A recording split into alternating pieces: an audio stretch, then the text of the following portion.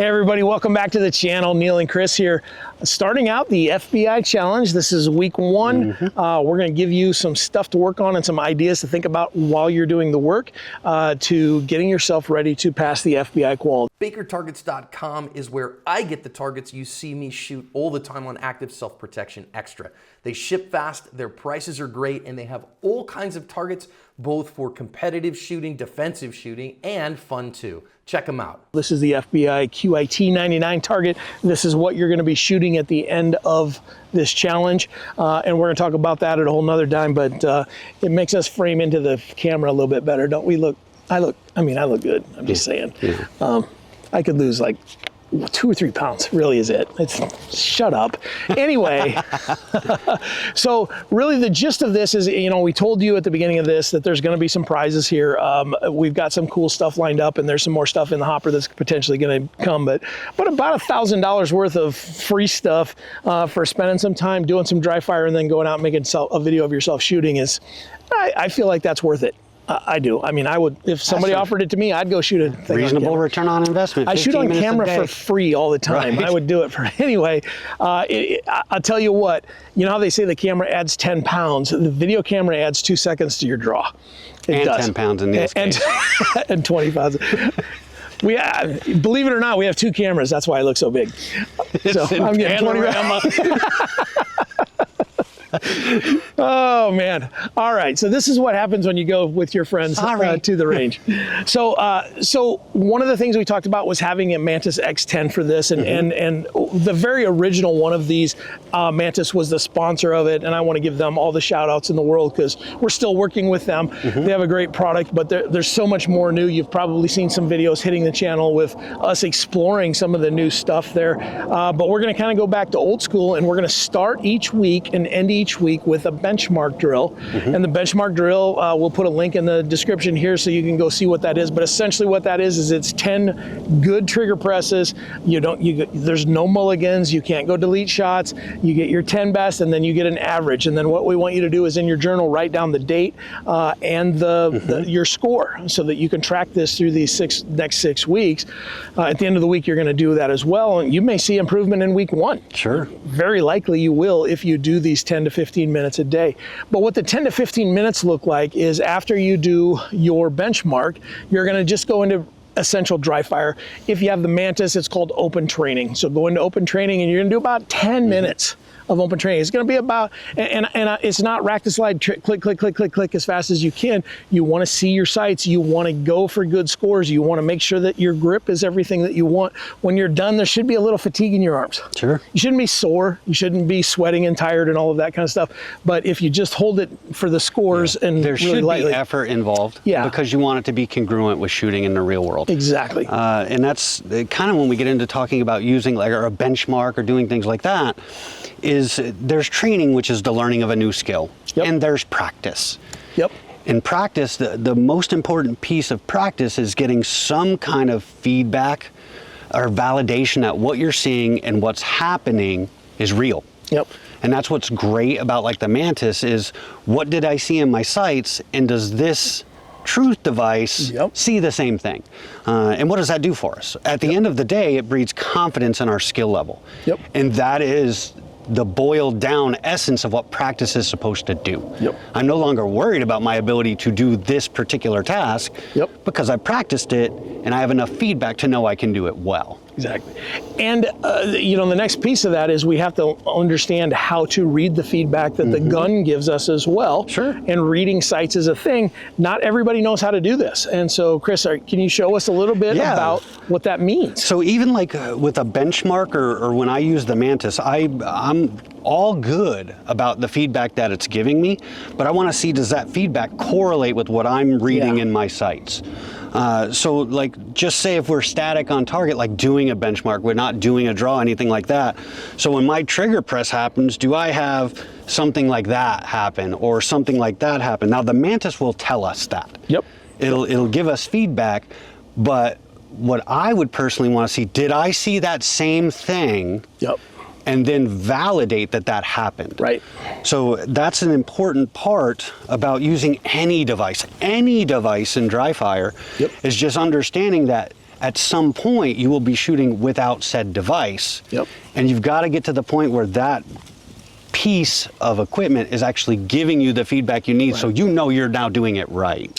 You know, it kind of takes me back to, you know, long before Mantis was a thing, there were GM shooters, and they learned how to do that and read the sights and understand what that is, but it took time. Oh yeah. And so, you know, what the Mantis unit has done has really shortened the amount of time to learn how to do that, but you still have to learn how to do it in your own mind, because in live fire, it's unlikely that you're going to have the Mantis. You can do live fire with a Mantis, but when you're shooting this drill, you're not going to have a Mantis on there. You're going to have to be able to read your sights for follow-up shots, what's going on, so you can correct in the moment. And so if we can learn that in dry fire, and we can, you know, we can confirm through the Mantis, and then the Mantis is teaching us, and it kind of just becomes a revolution where the Mantis says it, so that's happening. Yeah, I've confirmed it. And, oh, the Mantis said this. Oh, wait, oh, it did do that. You know what I mean? And so now all of a sudden we're like, we have a tool that is working with us, not just, you know, shaking its finger at us saying, well, you got a 60 on that shot. Well, yeah, and I think we see that all the time in classes where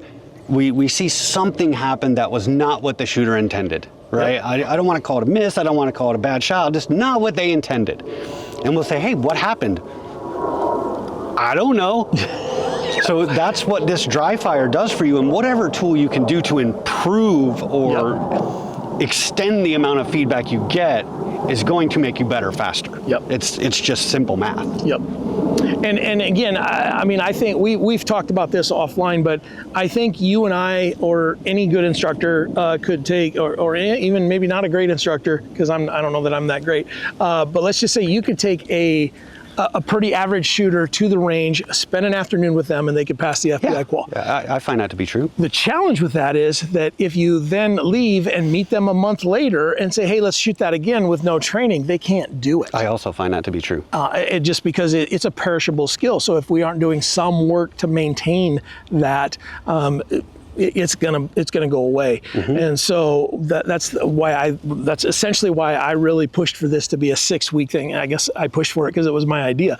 And so I came up with 6 weeks. So you're gonna do some consistent work over 6 weeks, hopefully create a habit to where at the end of the 6 weeks, you're like, you know what, I've built this into my schedule already. I've got 10 minutes this morning. Let me go do a little dry fire.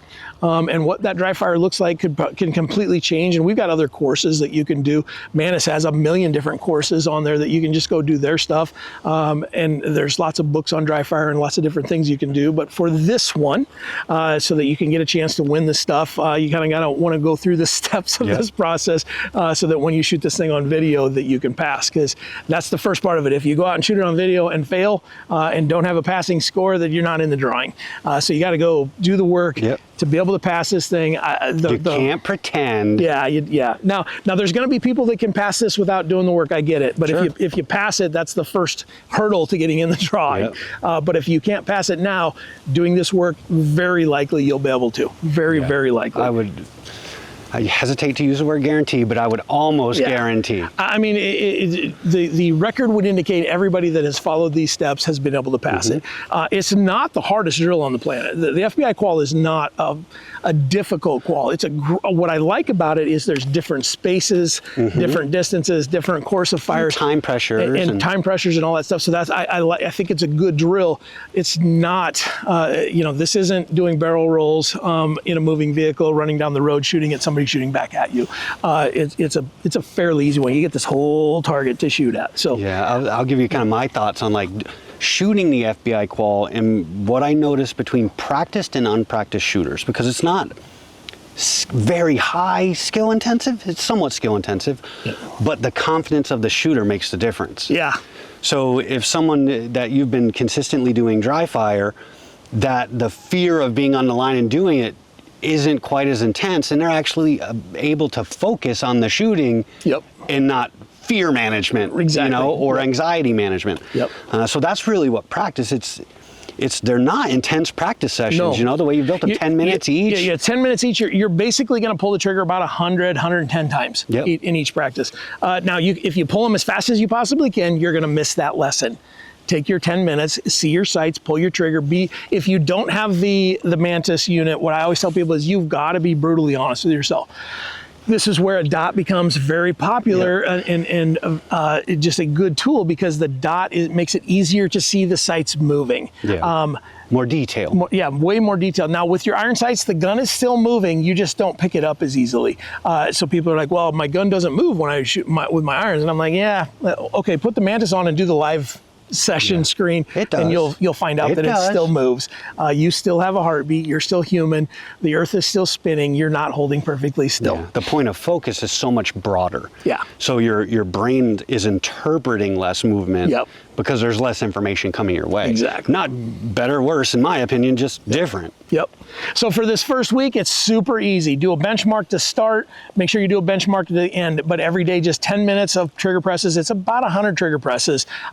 You're pressing out. You're seeing your sights. What I like to do is tape up a really tiny little target on my wall, a thumbtack, whatever, something small, because typically our dry fire area is a smaller room in our house. So a tiny little target, press out, see that, read what my sights did, do 100 of those. It takes about 10 minutes, and then do a benchmark at the end. Again, write it all down, and we'll see you next week.